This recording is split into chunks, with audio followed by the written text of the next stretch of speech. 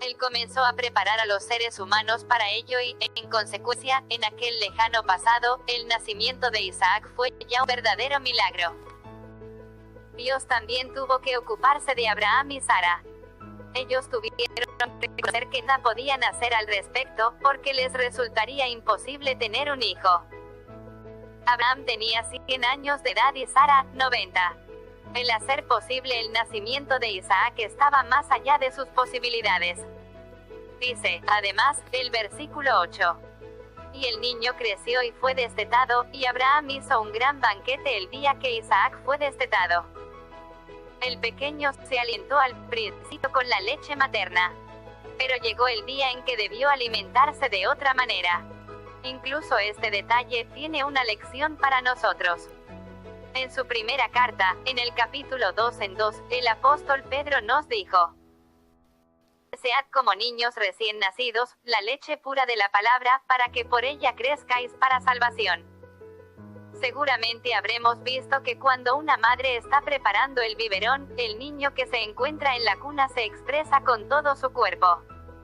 Agita sus manos, sus pies y eleva su voz como pidiendo su alimento. Este versículo nos impulsa a ser cristianos con un apetito semejante por la palabra de Dios.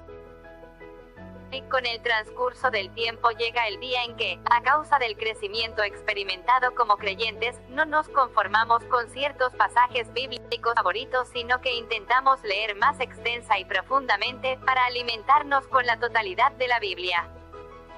Se nos pide que crezcamos y que no permanezcamos como bebés, en un estado de infancia permanente. Tomemos nota de la amonestación de Dios en la Carta a los Hebreos, capítulo 5, 13 y 14. 13 Y todo aquel que participa de la leche es inexperto en la palabra de justicia, porque es niño. Hebreos 14. Pero el alimento sólido es para los que han alcanzado madurez, para los que por el uso tienen los sentidos ejercitados en el discernimiento del bien y del mal. Expulsión de Agar e Ismael. La presencia del joven Isaac en el hogar comenzó a causar problemas debido a la actitud burlona de Ismael. Hasta ese momento su comportamiento había sido normal, pero ante la llegada del otro hijo, Ismael mostró su verdadero carácter. Aquella situación familiar constituye un ejemplo de la situación personal del creyente que, por serlo, tiene dos naturalezas. Hasta que respondiendo a la invitación del Evangelio tengas una relación personal con Jesucristo, tienes, en el lenguaje bíblico, una vieja naturaleza que te controla y entonces, haces lo que quieres, y lo que haces, no siempre es lo mejor. Cuando inicias esa relación personal con Dios, que es como nacer de nuevo, iniciando una nueva clase de vida, recibes una nueva naturaleza. En cierta forma, esto ocasiona problemas. El apóstol Pablo, en el capítulo 7, 19 de su carta a los romanos, escribe lo siguiente: pues no hago el bien que quiero, sino el mal que no quiero, eso hago. Es decir, que la nueva naturaleza no quiere obrar mal, pero la vieja naturaleza sí, y ella ejerce el control. Por eso, llegará un día en que tendrás que decidir bajo el control de qué naturaleza quieres vivir. En realidad, se trata de estar o no dispuesto a ceder ante el Señor Jesucristo.